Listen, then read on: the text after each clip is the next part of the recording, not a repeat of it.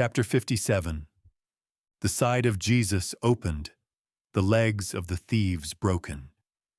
Meanwhile all was silent and mournful on Golgotha.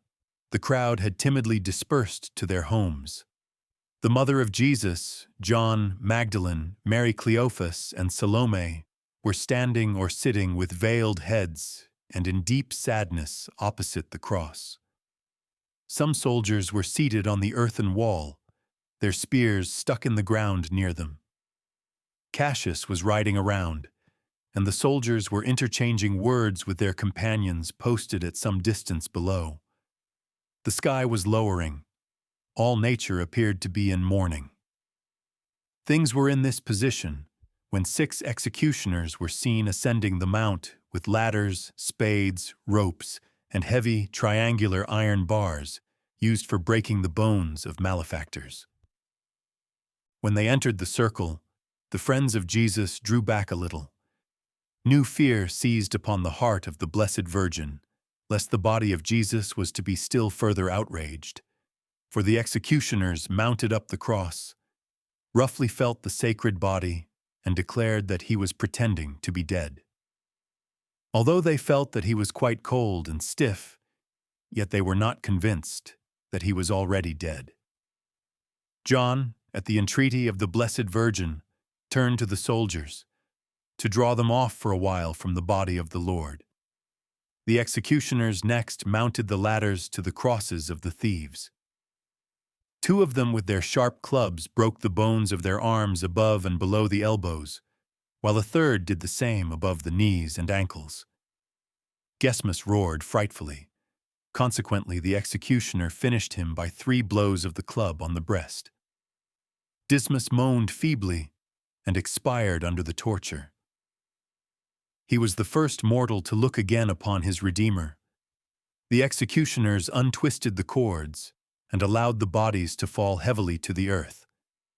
Then, tying ropes around them, they dragged them down into the valley between the mount and the city wall, and there buried them. The executioners appeared still to have some doubts as to the death of the Lord, and his friends, after witnessing the terrible scene just described, were more anxious than ever for them to withdraw.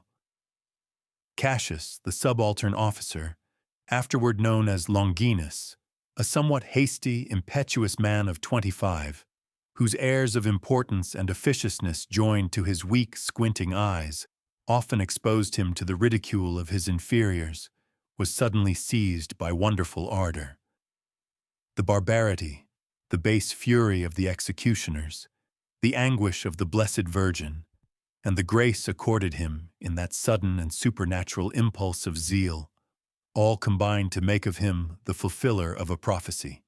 His lance, which was shortened by having one section run into another, he drew out to its full length, stuck the point upon it, turned his horse's head, and drove him boldly up to the narrow space on top of the eminence upon which the cross was planted.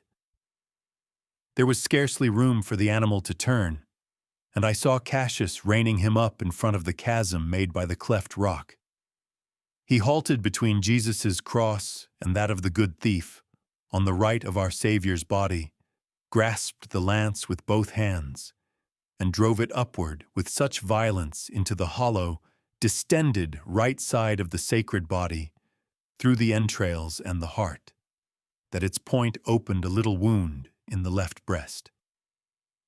When with all his force he drew the blessed lance from the wide wound it had made in the right side of Jesus, a copious stream of blood and water rushed forth and flowed over his upraised face, bedewing him with grace and salvation.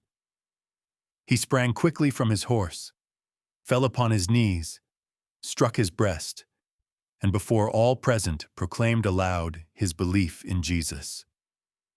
The Blessed Virgin, John, and the holy women, whose eyes were riveted upon Jesus, witnessed with terror the sudden action, accompanied the thrust of the lance with a cry of woe, and rushed up to the cross.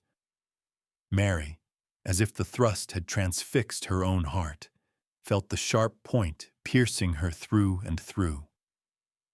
She sank into the arms of her friends, while Cassius, still on his knees, was loudly confessing the Lord and joyfully praising God. He was enlightened. He now saw plainly and distinctly. The eyes of his body, like those of his soul, were healed and opened. All were seized with a sentiment of the deepest reverence at sight of the Redeemer's blood, which mixed with water, fell in a foamy stream into a hollow in the rock at the foot of the cross.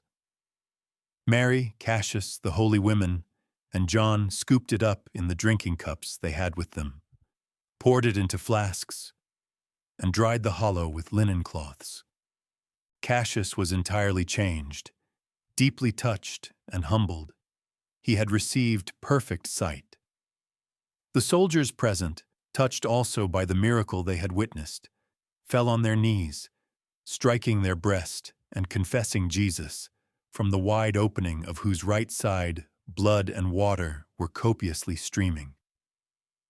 It fell upon the clean stone and lay there foaming and bubbling.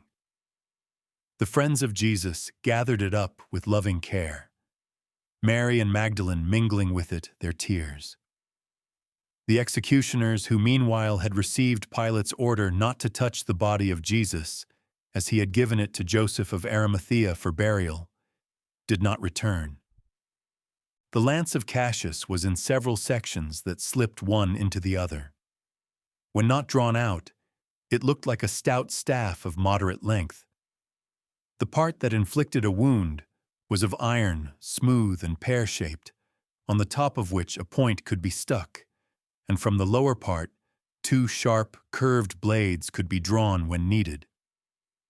All the above took place around the cross of Jesus soon after 4 o'clock, while Joseph of Arimathea and Nicodemus were making the purchase necessary for the burial of Christ.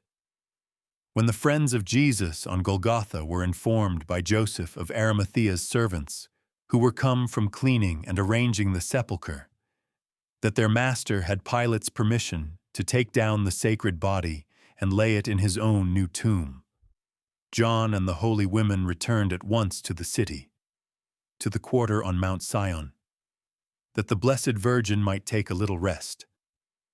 They wanted also to get some things still necessary for the burial. The Blessed Virgin had a little dwelling among the buildings belonging to the conaculum. They did not go by the nearest gate, for that was closed and guarded on the other side by the soldiers that the Pharisees had called for when they feared an uprising of the populace. They went by one more to the south, the one that led to Bethlehem.